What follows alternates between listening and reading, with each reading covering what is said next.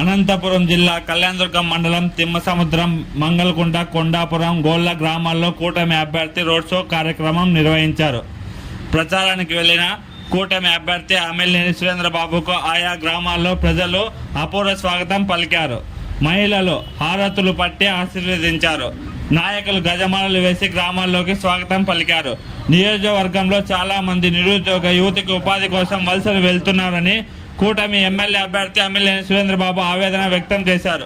గత ప్రభుత్వాలు 1100 ఎకరాలు పరిశ్రమల ఏర్పాటు కోసం ముందే సిద్ధం చేసి ఉంచిందని అన్నారు.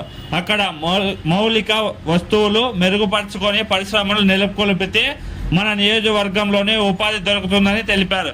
బీటీపీ కాలువ పూర్తి చేసి కృష్ణ జలాలు తీసుకొచ్చి కళ్యాణదుర్గాన్ని వ్యవసాయ పరంగా అగ్రస్థానంలో నిలుపుతారని రైతులకు భరోసా ఇచ్చారు.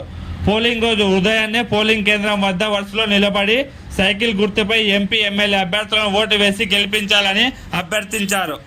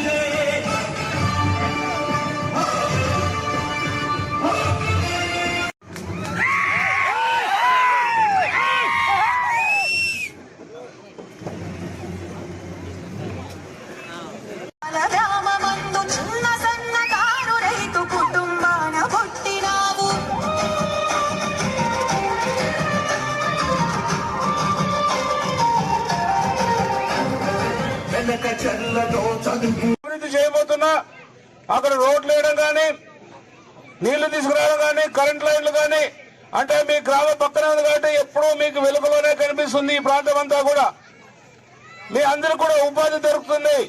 ప్రతి ఒక్కరు కూడా మీ భూములకు కూడా విలువలు పెరుగుతాయి. ఎప్పుడైతే ఈ భూమిని మనము అభివృద్ధి చేస్తామో పెద్ద పెద్ద పరిశ్రమలు తేవచ్చు,